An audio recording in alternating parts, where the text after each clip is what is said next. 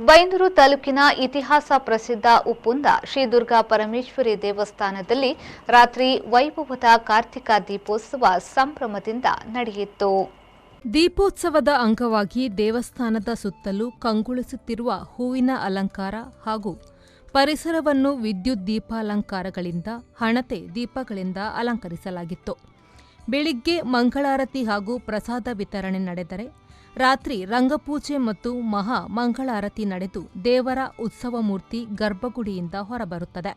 ಈ ಸಂದರ್ಭದಲ್ಲಿ ರಥೋತ್ಸವದ ಮಾದರಿಯಲ್ಲೇ ಹಳಗ, ಜಾಗಟೆ ಮೊದಲಾದ ವಾದ್ಯೋಪಕರಣಗಳ ನಿನಾದ, ದೇವಾಲಯದ ತಂತ್ರಿಗಳ ನೇತೃತ್ವದಲ್ಲಿ ಒಳಗೆ 3 ಸುತ್ತು ಮತ್ತು ಹೊರಾಂಗಣದಲ್ಲಿ 3 ಸುತ್ತು, ಹೀಗೆ ಬಲಿಗಲ್ಲುಗಳ ಬಳಿ ಬಲಿ ಸಮರ್ಪಣೆ, ಕೊನೆಯ ಸುತ್ತಿನಲ್ಲಿ ಶ್ರೀದೇವರು ಕ್ರಮಿಸುವುದು ಇಲ್ಲಿನ ವಿಶೇಷ. ಪ್ರಧಾನ ಅರ್ಚಕರಾದ ವೇದಮೂರ್ತಿ ಪ್ರಕಾಶ್ ಉಡುಪ ಇವರ ನೇತೃತ್ವದಲ್ಲಿ ಧಾರ್ಮಿಕ ವಿಧಿವಿಧಾನಗಳು ಸಾನ್ನಿಧ್ಯದಲ್ಲಿ ಸಂಪನ್ನಗೊಂಡಿತು. ಪ್ರದೀಪ್ ಕಾರ್ವಿ ಅವರು ಜಾತ್ರೆಗೆ ಸಂಭ್ರಮದಲ್ಲಿ 9 ಲಕ್ಷ ಮೌಲ್ಯದ ಬೆಳ್ಳಿಯ ಬಾಗಿಲು ಪಟ್ಟಿ ಸೇವೆ ರೂಪದಲ್ಲಿ ಸಮರ್ಪಿಸಿದರು.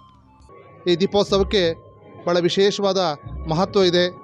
ಇವತ್ತಿನ ರಾತ್ರಿ ಕಲ್ಪೋಕ್ತ ಪೂಜೆ, ಪಂಚಾಮೃತ ಅಭಿಷೇಕ, ಹಾಗೆ ಹಿರೇರಂಗ ಪೂಜೆ ಹಾಗೂ ಬಲಿ, ವಿಶೇಷವಾದ ಬಲಿ, ಕ್ಷೇತ್ರಪಾಲ ಬಲಿ ಹಾಗೂ ನಗರೋತ್ಸವ, ಹಾಗೆ ಓಲಗಮಠದಲ್ಲಿ ಅಷ್ಟಾಧಾವನ ಸೇವೆ, ಈ ರೀತಿಯ ಕಾರ್ಯಕ್ರಮಗಳು ನಡೀತದೆ.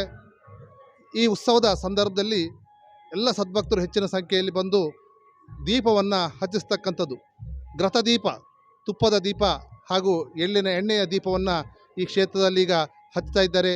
ಇದರಿಂದ ತಮ್ಮ ಪಾಪಗಳು ಕಳೀತವೆ, ದೀಪದಿಂದ ಪಾಪ ಕಳೀತದೆ ಅನ್ನುವಂಥ ಒಂದು ಉಕ್ತಿ ಇದೆ.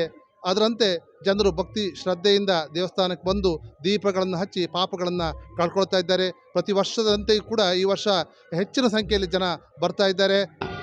ದೀಪೋತ್ಸವದ ಪ್ರಯುಕ್ತವಾಗಿ ಸತತವಾಗಿ 11 ವರ್ಷದಿಂದ ದೀಪೋತ್ಸವ ಫ್ರೆಂಡ್ಸ್ ಅವರು ಸಾಂಸ್ಕೃತಿಕ ಕಾರ್ಯಕ್ರಮಗಳನ್ನು ಹಾಕ್ಕೊಂಡು ಬರ್ತಾ ಇದ್ದಾರೆ.